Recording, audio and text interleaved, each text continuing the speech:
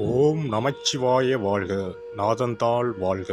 இமைப்பொழுதும் என் நெஞ்சில் நீங்காதான் தாழ் வாழ்க. வாழ்க வளமுடன். அனைவருக்கும் இனிய வணக்கங்கள். நாம் இந்த பதிவில் பெயர்ச்சி அடைந்த சனி பகவானால் ஏற்பட போகும் தாக்கத்தை குறைக்க ராசிக்காரர்கள் செய்ய வேண்டிய பரிகாரங்கள் மற்றும் எந்த கோவிலில் உள்ள தெய்வத்தை வழிபட வேண்டும் என்பதனை பற்றி விரிவாக காண்போம். உங்கள் வாழ்வில் வளமும் நலமும் செல்வ செழிப்பும் பெற்று வாழ்வில் உயரிய நிலையை அடைய எல்லாம் வல்ல இறைவனை வேண்டி விரும்பி கேட்டுக்கொள்கிறேன். நீதி பகவானாக பார்க்கப்படும் சனி பகவானின் ஆதிக்கம்தான் நம் வாழ்க்கையின் சகலத்துக்கும் காரணம். ஒருவர் தன் கடமை நேர்மையில் இருந்து தவறும் போது அதற்கான தண்டனையை சனி பகவான் கடுமையாக கொடுப்பார். அதனால்தான் சனி பயிற்சி என்றாலே நாம் பயப்படுகிறோம். என்ன ஆகுமோ எப்படி இருக்குமோ என்று நடுங்குவோம். ஜோதிடத்தில் நம்பிக்கை இல்லாதவர்களின் நெஞ்சங்களிலும் பயத்தை கொடுப்பவர் சனி பகவான். பொதுவாக சனி பகவான் 2.5 ஆண்டுகள் ஒரு ராசியில் சஞ்சரிப்பார். அந்த வகையில் 12 ராசிகளையும் கடப்பதற்காக 30 ஆண்டுகளை எடுத்துக்கொள்கிறார். இவ்வாறு ஒவ்வொரு முறையும் சனி பகவான் பயிற்சி அடையும் போது அனைத்து ராசிகளிலும் ஆக்கப்பூர்வமாக இருப்பதில்லை. அப்படியாக சனி பகவான் மகரம் ராசியில் இருந்து கும்ப ராசிக்கு இடப்பெயர்ச்சி அடைகிறார். அதன்படி மேசம் லாபச்சனி, ரிஷபம் தொழில் சனி, மிதுனம் பாக்கிய சனி, துலாம் புண்ணிய சனி, தனுசு தைரிய சனி என வருவதால் இந்த ராசிக்காரர்கள் கொஞ்சம் நிம்மதி பெருமூச்சு விடலாம். அவ்வப்போது சனி பகவானை வழிபாடு செய்து வாருங்கள். வாழ்க்கையில் நல்லது நடப்பதற்கும் நன்றியை சொல்லிவிட்டு வாருங்கள். அதுவே கடகம் ராசிக்காரர்களுக்கு அஷ்டம சனியும், சிம்ம ராசிக்காரர்களுக்கு கண்டச்சனியும், கும்பம் மகரம் மீனம் உள்ளிட்ட ராசிக்காரர்களுக்கு 7.5 சனியும் உள்ளது. தனுசு ராசிக்காரர்கள் 7.5 சனியில் இருந்து விடுபட்டு உள்ளீர்கள். விருச்சிகம் ராசிக்காரர்களுக்கு அர்த்தாஷ்டம சனியாக உள்ளது. எனவே இவர்கள் தங்கள் வாழ்க்கையில் எடுத்து வைக்கும் ஒவ்வொரு அடியையும் மிகுந்த எச்சரிக்கையுடன் எடுத்து வைக்க வேண்டும். மேலும் கும்ப ராசியில் சஞ்சரிக்கும் சனி பெயர்ச்சியின் தாக்கம் அனைத்து ராசிகளிலும் காணப்படும். சனி பகவானின் தாக்கத்தில் இருந்து தப்பிக்க பரிகாரம் ஒன்றே வழி.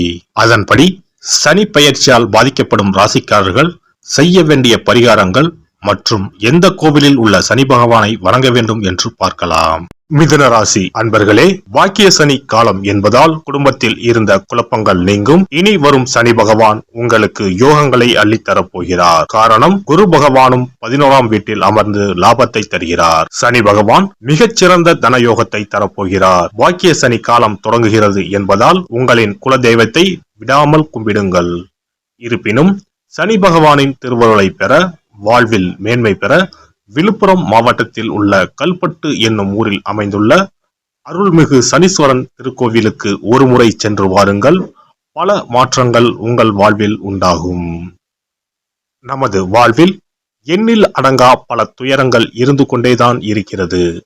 யாருக்கும் எந்த ஒரு கெடுதலையும் நினையாத மனம் கொண்டவராக நாம் இருந்தாலும் கூட நமது வாழ்வில் ஏன் இத்தனை தடைகள், நமக்கு நல்ல காலம் வராதா என்று பலர் துயரப்படுவதுண்டு. இதற்கான காரணமாக இருப்பது நமது பூர்வ வினை பாவதோஷங்களே. அதிலும் 7.5 சனி காலத்தில் சொல்லவே தேவையில்லை.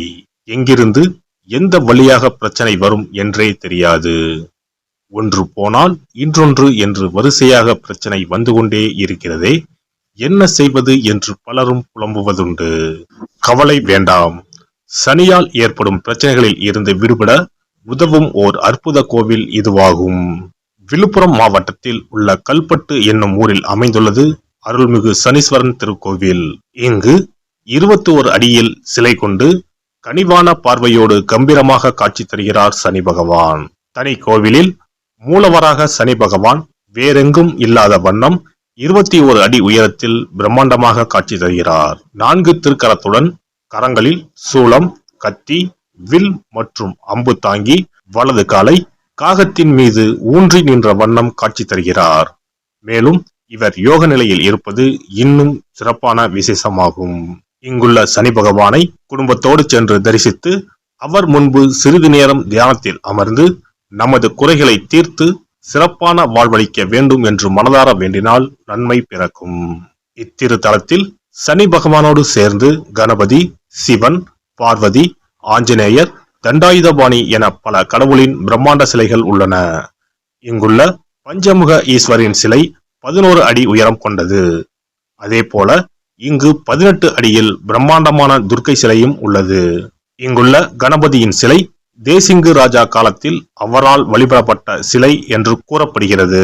இங்குள்ள சனி பகவானையும் துர்க்கையம்மனையும் வழிபட்டு கோவில் பிரகாரத்தை சுற்றி வந்து சூரிய காயத்ரி மந்திரம் அதை 108 முறை ஜபித்தவாறு சனி பகவானுக்கு தாமரை மலரை சமர்ப்பித்தால் 7.5 சனி உள்ளிட்ட அனைத்து விதமான சனி தோஷங்களில் இருந்தும் விடுபட்டு சிறப்பான வாழ்வு பெறலாம்.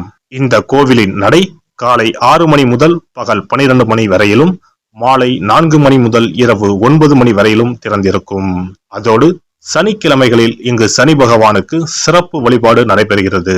அதில் கலந்து கொள்வது நல்லது.